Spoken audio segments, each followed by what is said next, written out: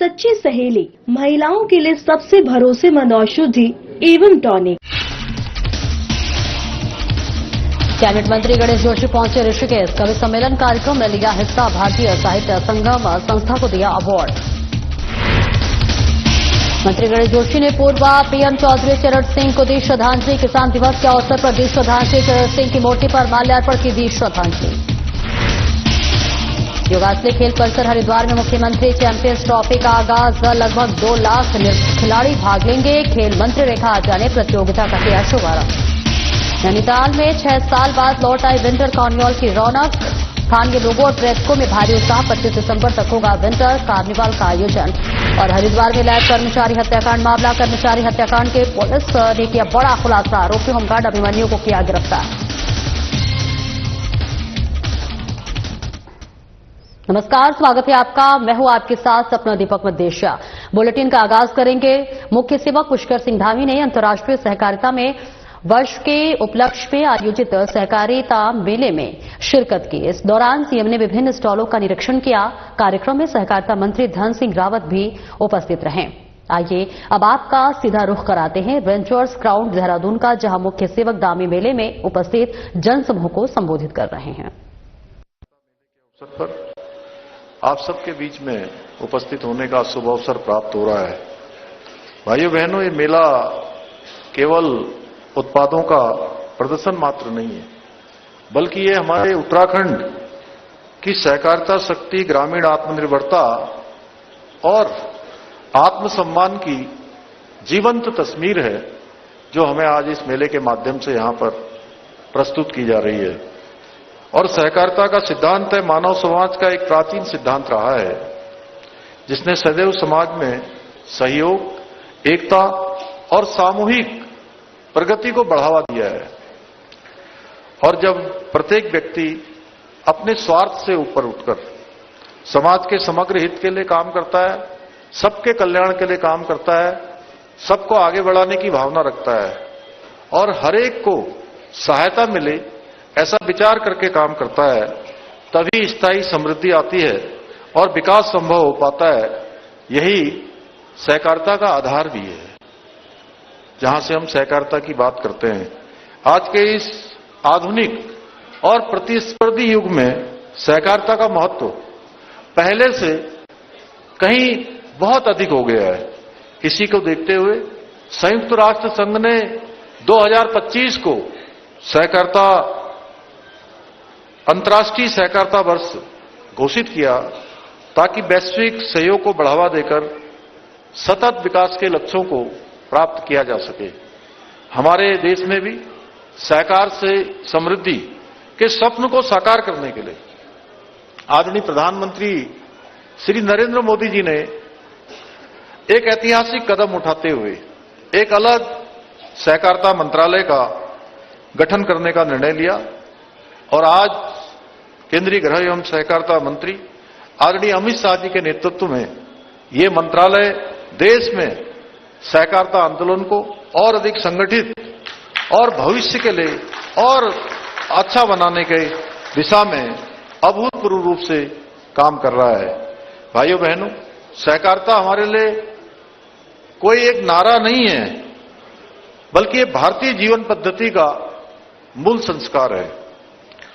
आप सभी को अच्छे से याद होगा, इस देश के अंदर देश की आजादी के बाद लगातार 55-60 वर्षों तक एक पार्टी का शासन रहा, और एक पार्टी के शासन में भी 55 से अधिक वर्षों तक एक परिवार का शासन रहा, और दशकों तक सहकारिता का जो लाभ था केवल कुछ परिवारों और गिने चुने लोगों की जागीर बनकर रह गया था।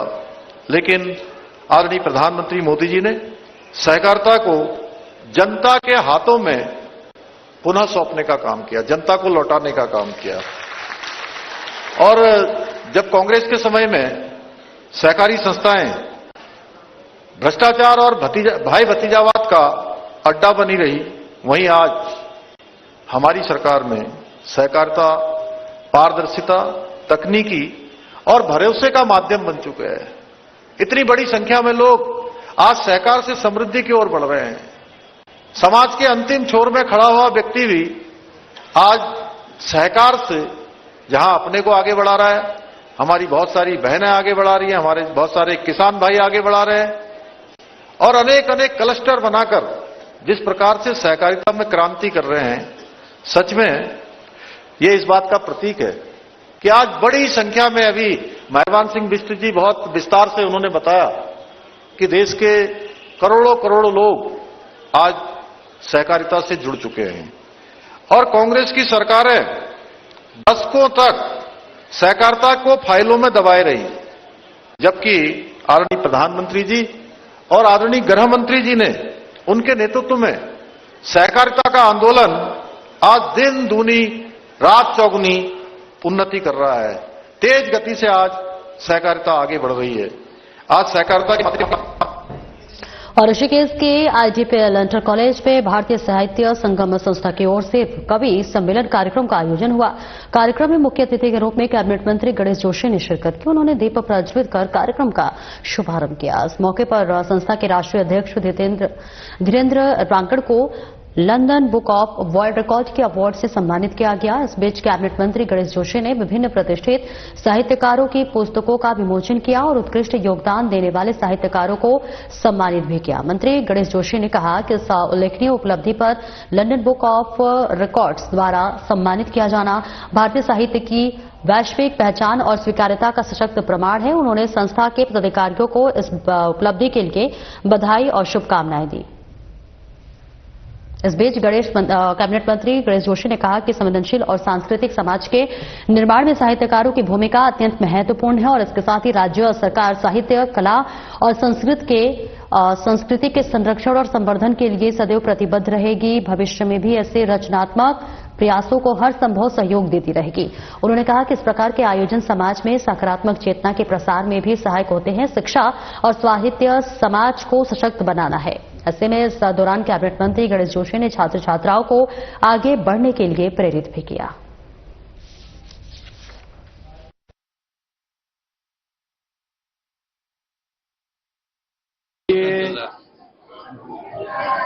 आज भारतीय साहित्य संगम द्वारा यहाँ पर कवि सम्मेलन आयोजित किया गया।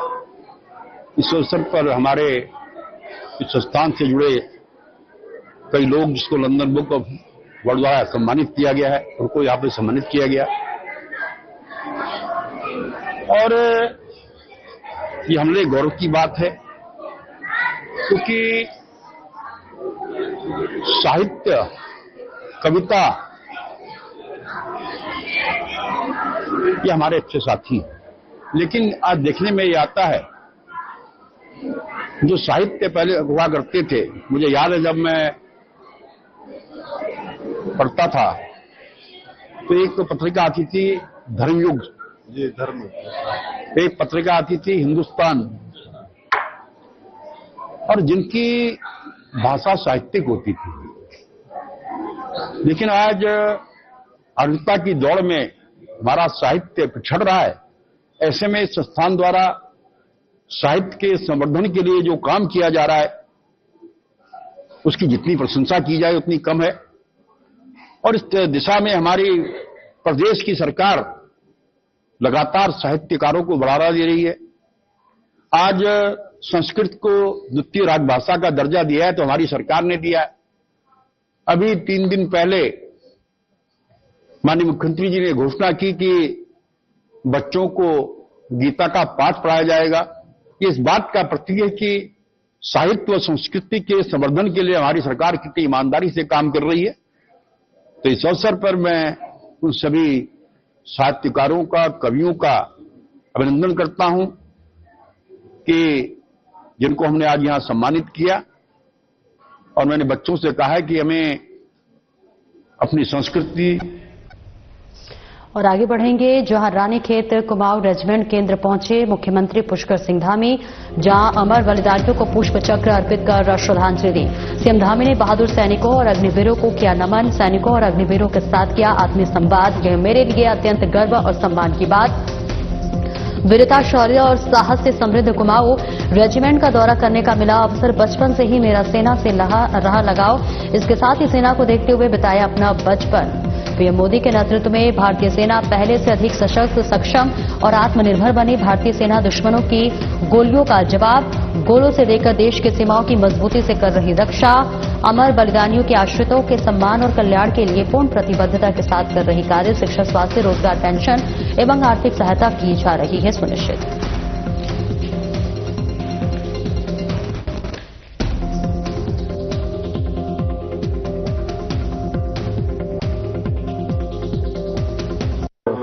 कुमाऊं रेजिमेंट का अपना एक बहुत बड़ा शौर्य और पराक्रम का इतिहास रहा है। ये केवल एक मात्र सैनिक इकाई नहीं है, बल्कि शौर्य और बलिदान और राष्ट्रभक्ति की एक जीवंत परंपरा यहां से प्रभावित होती है। अविरल जैसे गंगा जी की धारा बहती है, उसी प्रकार से शौर्य और पराक्रम यहां से अनवरत रूप से देश के अंदर प्रभावित होता है, देश की सीमाओं की रक्षा में प्रभावित होता है। आपका गौरवशाली सैन्य इतिहास रहा है। कुमाऊं रेजिमेंट के आप सभी योद्धा मां भारती के प्रति, देश के प्रति उनका एक अटूट समर्पण इस बात का प्रतीक है। अनुशासन, साहस और कर्तव्य निष्ठा की एक प्रेरक मिसाल है। और कुमाऊं रेजिमेंट का आदर्श वाक्य पराक्रमो विजयते, आप लोगों के पराक्रम की ही सही व्याख्या करता है कि आप क्या सोचते हैं, आप किस प्रकार से पराक्रम करते हैं। ये वाक्य उसको साक्षात रूप से व्यवहारिक रूप में प्रदर्शित करता है। कुमाऊं रेजिमेंट के वीर सैनिकों ने, चाहे वो प्रथम विश्व युद्ध हो, द्वितीय विश्व युद्ध हो या देश की आजादी के बाद हुए प्रत्येक युद्ध में अपना जो अद्वितीय योगदान दिया है, चाहे वो 1962 चीन युद्ध में रेजांग लाग की अमर गाथा, पराक्रम और सर्वोच्च बलिदान का उदाहरण, 1971 की जो बांग्लादेश की लड़ाई, उसमें वो युद्ध कारगिल की ऊंचाइयों पर कुमाऊं रेजिमेंट ने हमेशा जब जब देश को आप सबकी आवश्यकता पड़ी है, आपने आगे बढ़ चढ़कर उसमें अपना योगदान दिया है। आप सभी जानते हैं उत्तराखंड देवभूमि कही जाती है और पूरी दुनिया के अंदर उत्तराखंड का एक अपना अलग पहचान है। कभी भी हम कहीं भी जाते हैं और ये बताते हैं कि हम उत्तराखंड के रहने वाले हैं, तो लोगों के मन के भाव बदल जाते हैं। एक आस्था का भाव आ जाता है, एक विश्वास का भाव आ जाता है कि वहां के लोग ईमानदार होंगे, सच्चे होंगे, अच्छे होंगे, मेहनती होंगे। और एक छोटे से ब्रेक के लिए रोकेंगे, जल्द लौटते हैं।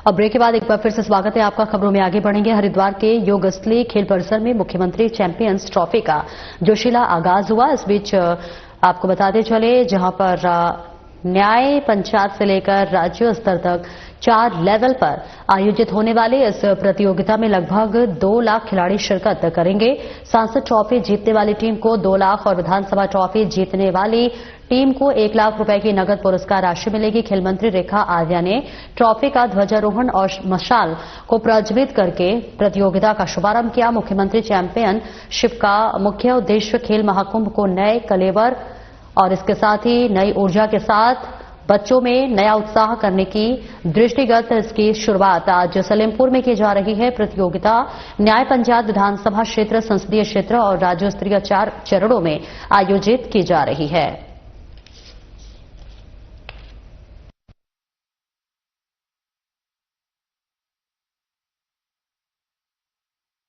माननीय मुख्यमंत्री जी चैंपियनशिप ट्रॉफी का उद्देश्य जो है वो खेल महाकुंभ को नए कलेवर के साथ में, नई ऊर्जा के साथ में, बच्चों में नया उत्साह भरने के दृष्टिगत जो है इसकी शुरुआत की जा रही है। और इसकी शुरुआत जो है आज हम सब लोग सलेमपुर न्याय पंचायत क्षेत्र से कर रहे हैं, जिसमें यहाँ के सम्मानित विधायक आदेश चौहान जी भी उपस्थित हैं। उनके करकमलों के साथ में इसकी शुरुआत हो रही है। मैं मानती हूँ कि ये लगातार जो चैंपियनशिप आगे क्रमदर तरीके से आगे बढ़ेगी, जिसमें ब्लॉक स्तर पर आएंगी तो विधायक चैंपियनशिप ट्रॉफी की हकदार होगी, जिले स्तर पर आएगी तो सांसद चैंपियनशिप ट्रॉफी की हकदार होगी, और राज्य स्तर पर जाएगी तो मुख्यमंत्री चैंपियनशिप ट्रॉफी की हकदार होंगे। तो एक न्याय पंचायत जो है वो मुख्यमंत्री जी से ट्रॉफी प्राप्त करेगा। ये एक मनोबल को बढ़ाने वाला और बहुत गर्व का क्षण होता है। तो एक ये कोशिश ये है कि खिलाड़ियों का मनोबल भी और अवसर भी दोनों सुनिश्चित हो सके, यही मुख्यमंत्री चैंपियनशिप ट्रॉफी का ध्येय। राष्ट्रीय किसान दिवस के अवसर पर कृषि मंत्री गणेश जोशी देहरादून स्थित रानी पोखरी भटनगर गांव में पूर्व पीएम चौधरी चरण सिंह की मूर्ति पर माल्यार्पण कर उन्हें श्रद्धांजलि अर्पित की। मंत्री गणेश जोशी ने खेती में किसानी की जमीनी हकीकत को जाना। कृषि मंत्री जोशी ने किसानों से रूबरू होकर उनकी समस्याएं सुनी और उनके बहुमूल्य सुझाव को गंभीरता से लिया। कृषि मंत्री गणेश जोशी ने खेतों में फसल का अवलोकन करते हुए किसानों से उत्पादन लागत, सिंचाई व्यवस्था, बीज, खाद, कीटनाशक और विपणन से जुड़ी चुनौतियों पर किसानों से चर्चा की। कृषि मंत्री गणेश जोशी ने मौके पर उपस्थित अधिकारियों को किसानों के साथ वर्कशॉप करने और किसानों को गेहूं, धान इत्यादि फसलों के अलावा जिन क्रॉप्स के किसानों को अधिकतम के लाभ पहुंचे जिसके लिए प्रेरित किया जाए। इस दौरान उन्होंने फार्म मशीनरी बैंक का भी अवलोकन किया। इस अवसर पर कृषि मंत्री गणेश जोशी ने किसानों के साथ बैठकर भोजन भी किया। कृषि मंत्री गणेश जोशी ने प्रदेश के सभी किसानों को किसान दिवस की शुभकामनाएं देते हुए कहा कि किसान केवल अन्नदाता ही नहीं बल्कि देश की अर्थव्यवस्था की मजबूत नींव है। किसानों के साथ बैठकर भोजन करना उनका परिश्रम और योगदान के प्रति सम्मान का प्रतीक है। उन्होंने कहा कि प्रदेश सरकार आधुनिक तकनीक, प्राकृतिक खेती, सिंचाई सुविधाओं के विस्तार और किसानों की आय दोगुनी करने की दिशा में लगातार कार्य कर रही है। उन्होंने कहा कि किसानों को केंद्र एवं राज्य सरकार की योजनाओं का अधिकतम लाभ दिलाने के लिए विभागीय अधिकारियों को सक्रिय रहने के भी निर्देश दिए गए।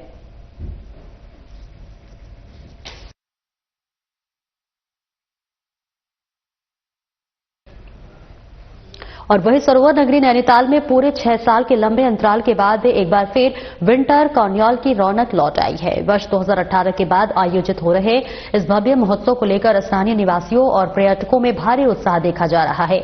यह आयोजन 25 दिसंबर तक चलेगा, जिसमें देश के नामचीन गायक कलाकार अपनी आवाज का जादू बिखेरेंगे। बता दें कि मैदानी और तराई क्षेत्रों में भयंकर कोहरे और शीतलहर ने जनजीवन प्रभावित किया है। वहीं नैनीताल का मौसम पर्यटकों का स्वागत कर रहा है। शहर और आसपास के इलाकों में चटकीली धूप खिलती हुई है और इस बीच जिससे कि ठंड से राहत मिल रही है। पर्यटकों का जमावड़ा लगा हुआ है। कोई रमणीक स्थलों के दर्शन कर रहे हैं तो कोई नौका विहार का आनंद ले रहे हैं। वहीं टैक्सी चालक और घोड़ा चालक भी रोजगार मिलने से खुश नजर आ रहे हैं। पर्यटक और स्थानीय लोग विंटर कार्निवाल का जमकर आनंद ले रहे हैं।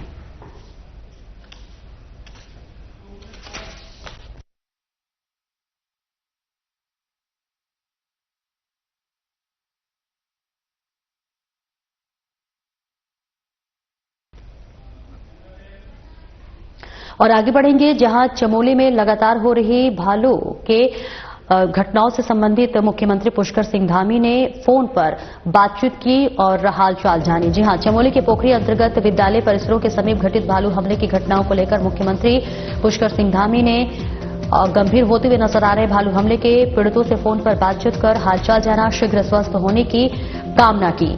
साथ ही छात्राओं दिव्या और दीपिका की बहादुरी को बताया गर्व का विषय। दोनों ने कम उम्र में साहस, धैर्य और जिम्मेदारी का दिया परिचय। संकट की घड़ी में अपनी जान की परवाह किए बिना अन्य बच्चों की सुरक्षा करना असाधारण साहस का उदाहरण। राज्य सरकार साहसी बच्चों को सदैव करेगी प्रोत्साहित। राज्य सरकार के लिए बच्चों की सुरक्षा सर्वोच्च प्राथमिकता। नागरिकों की जानमाल की रक्षा के लिए हर परिस्थिति में पूरी प्रतिबद्धता और कठोरता के साथ कर रहे कार्य। राज्य सरकार इस कठिन घड़ी में पीड़ित परिवार के साथ मजबूती से खड़ी। उपचार और सुरक्षा के लिए हर स्तर पर नहीं होगी कमी। मुख्य सेवक के जिला प्रशासन और वन विभाग को कड़े निर्देश। प्रभावित क्षेत्रों में तत्काल प्रभाव से बढ़ाए गश्त। विद्यालयों, आंगनबाड़ियों और आबादी वाले क्षेत्रों में सुरक्षा के करे पुख्ता इंतजाम। भविष्य में इस प्रकार की घटनाओं की न हो पुनरावृत्ति। सभी आवश्यक और प्रभावी कदम उठाएं। इसके साथ ही घायल छात्र को उचित चिकित्सा सुविधा कराए उपलब्ध। पीड़ित परिवार को दे हर संभव सहायता।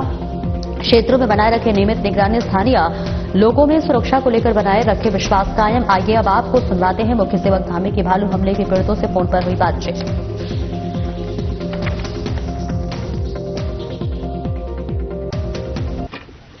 हेलो, हाँ नमस्ते। कैसे हो आरव? ज्यादा चोट तो नहीं लगी थी?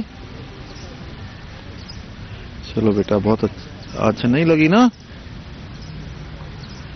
चलो बेटा, बहुत अच्छा। और आंख में लगी है? कोई बात नहीं, हम लोग उसका इलाज करवाते हैं, है ना? बहुत बेटा, बहुत अच्छा। आप लोगों ने बहुत बहादुरी का काम किया, सब लोगों ने। तो इसका मेरी तरफ से बहुत आपको शाबाशी है, बहुत, है ना? और हाँ, हम लोग यहाँ से देख रहे हैं, बातचीत भी करी है हमने, सब रिपोर्ट भी मांगी है। तो बेटा चलो, अपना ध्यान रखना। मम्मी पापा है पास में? अच्छा, मम्मी है, फिर बात करवाओ, नानी से करवा दो। हाँ प्रणाम, आप ठीक हैं? नहीं, वो हम लोग कर रहे हैं। मैंने माननीय केंद्रीय मंत्री जी से भी अनुरोध किया है, जो भारत सरकार के इसमें वन विभाग के नियम हैं, हमने कहा भी किसी में। हाँ हाँ हाँ, नहीं बिल्कुल ठीक बात है, नहीं करते हैं हम जी। नहीं ठीक है, मैं बात करता हूँ, ठीक है? ठीक है, अपना ध्यान रखना। बहुत अच्छा बेटा, फिर मैं कभी मिलता हूँ, है ना? और अपने घर में अपने मम्मी पापा को भी, सबको मेरी तरफ से, उनको भी मेरी नमस्ते बोलना, ठीक है? हाँ बेटा ठीक है, चलो घबराना नहीं है। अच्छे से दवाई कर ली ना जो चोट लगी थी? अच्छा ठीक है बेटा, ठीक है, ठीक है बेटा, ठीक है, नमस्ते, प्रणाम। हरिद्वार के रानीपुर कोतवाली क्षेत्र के ग्राम गढ़मीपुर में 18 जनवरी को हुए सनसनीखेज लैब कर्मचारी हत्याकांड से पुलिस ने करीब 11 महीने बाद पर्दा उठा दिया है। इस हत्याकांड में पुलिस ने आरोपी होमगार्ड अभिमन्यु को गिरफ्तार किया है, जिसने प्रेम प्रसंग के चलते युवक की गोली मारकर हत्या करने की बात कबूल की। एसएसपी प्रवीन्द्र सिंह डोभाल ने बताया कि मामले का खुलासा करते हुए बताया कि बहादुराबाद स्थित पैथोलॉजी लैब में काम करने वाले 21 वर्षीय वसीम का शव 18 जनवरी को सड़क किनारे पड़ा मिला था। शुरुआती जांच में मामला सड़क हादसा माना गया, लेकिन युवक की कमर में संदिग्ध निशान मिलने पर परिजनों को शक हुआ। पोस्टमार्टम रिपोर्ट में गोली लगने से मौत की पुष्टि हुई है, जिसके बाद हत्या का मुकदमा दर्ज कर जांच शुरू कर दी गई है। एसएसपी ने बताया है कि लंबे समय तक सुराग न मिलने पर मामले की जांच एसपी सिटी के नेतृत्व में विशेष टीम को सौंपी गई है। पुराने साक्ष्यों की दोबारा जांच और संदिग्धों से पूछताछ के बाद पुलिस ने अभिमन्यु को हिरासत में लिया है। पूछताछ में आरोपी ने बताया कि उसका एक महिला होमगार्ड से प्रेम प्रसंग था और वसीम द्वारा महिला को परेशान किए जाने से वे नाराज था। इसी रंजिश में उसने हत्या की साजिश रची और 18 जनवरी को लैब से लौट रहे वसीम को तमंचे से गोली मार दी। पुलिस ने आरोपी के कब्जे से हत्या के प्रयुक्त तमंचा बरामद कर लिया है। जांच में यह भी स्पष्ट किया गया है कि महिला होमगार्ड की वारदात में कोई भूमिका नहीं पाई गई है। पुलिस अब आरोपी को न्यायालय में पेश कर आगे की कानूनी कार्रवाई में जुटी हुई है।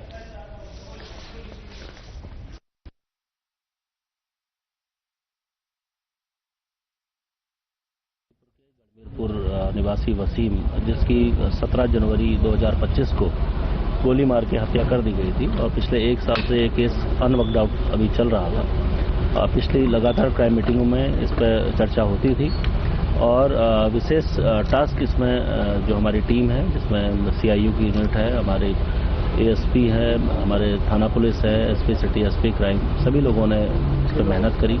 इसमें था जो वसीम है, ये संविदा में कार्यरत था, इलेक्ट्रिक टेक्नीशियन का काम करता था और कोई जाहिरा इसकी इस प्रकार से कोई रंजिश नहीं नज़र आ रही थी। लेकिन एक बात जो बार बार नज़र आई थी कि एक स्कूटी जिससे इसको लगातार पीछा किया जा रहा था, तो पुलिस ने बैक ट्रैक करते हुए उस स्कूटी के बारे में और जितने भी इसके नियर डियर लोग थे, उसकी इस प्रकार की, इस कलर की स्कूटी को हम लोगों ने आइडेंटिफाई किया। तो ये बात सामने आई कि एक व्यक्ति जिसका नाम अभिमन्यु पुत्र अर्जुन है, जो उसके लगातार संपर्क में भी था और होमगार्ड में वो भर्ती भी रहा है। एक महिला को लेकर उसके मन में एक रंजिश चल रही थी, जिसका फायदा उठा के पूरी रेकी के साथ 17 जनवरी को उसके द्वारा इसकी हत्या की गई थी। पुलिस ने कल अभियुक्त को हिरासत में लिया था। उससे पूछताछ करने के बाद उसके द्वारा समस्त घटनाओं को स्वीकार किया है और जिस असलहे से यह हत्या की गई थी पुलिस ने उसको भी बरामद किया है। ये सामने नहीं आ रही थी और लगातार हम लोग अलग अलग एंगल पर बात कर रहे थे, लेकिन एक बात जो उसकी स्कूटी का जरूर सामने आया था, उसका नंबर आइडेंटिफाई नहीं हो रहा था। उसमें एक व्यक्ति ही दिखाई दे रहा था, बहुत हेजी सा, क्योंकि रात के समय की ये घटना है। इसलिए कई लोगों से इस संबंध में पूछताछ की गई, उसके गांव के लोगों से, उसके आसपास जिस वर्क प्लेस में वो काम करता है उसके आसपास जितने भी संदिग्ध लोग हमें नजर आए थे सबसे पूछताछ की जा रही थी। ये वाला एंगल कि वो एक पूर्व में एक महिला के संपर्क में था, ये बहुत बाद में इस बात का खुलासा निश्चित तौर पर एक उत्तम खुलासा किया गया। मेरे स्तर से इसको इनाम की भी घोषणा की जाएगी। साथ में मैं आईजी सर और डीजी सर को भी इनके लिए एक साइटेशन। मुखानी थाना क्षेत्र में एक घर के अंदर दो भाइयों के शव बरामद होने से हड़कंप मच गया। घटना की सूचना मिलते ही पुलिस और फॉरेंसिक टीम मौके पर पहुंची और मामले की जांच शुरू कर दी। मृतकों की बहन ने बताया कि दोनों भाई अपनी मानसिक रूप से बीमार मां देवी के साथ रहते थे और मजदूरी कर जीवन यापन करते थे। दोनों भाई नशे के आदी थे। सीओसीटी अमित सैनी ने बताया कि मृतकों की पहचान सुनील आर्य और मनोज आर्य के रूप में हुई है। पुलिस ने घर को सील किया है। फॉरेंसिक टीम सभी संभावित सुरागों को इकट्ठा कर रही है और वहीं पड़ोसियों और परिवारजनों से पूछताछ जारी है। प्रारंभिक जानकारी में नशे की लत सामने आई है, लेकिन मौत के वास्तविक कारणों का खुलासा पोस्टमार्टम रिपोर्ट आने के बाद ही हो सकेगा।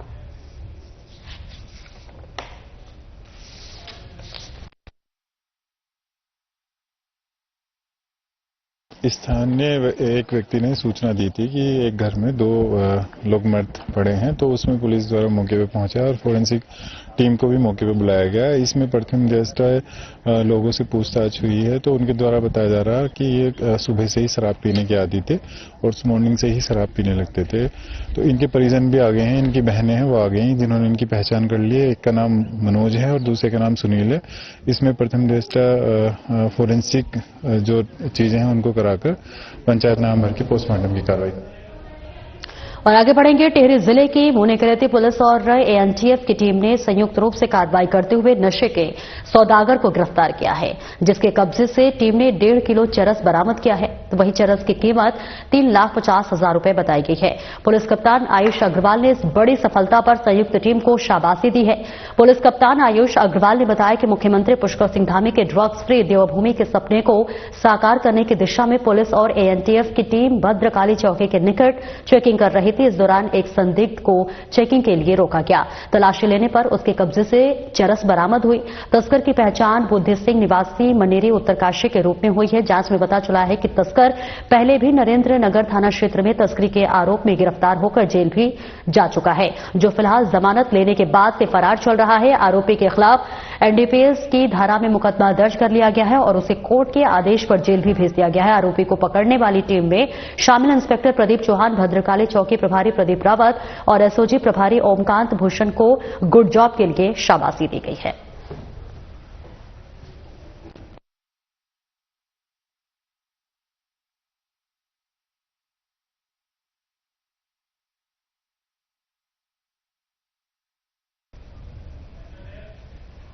फिलहाल इस बुलेटिन में इतना ही। नमस्कार।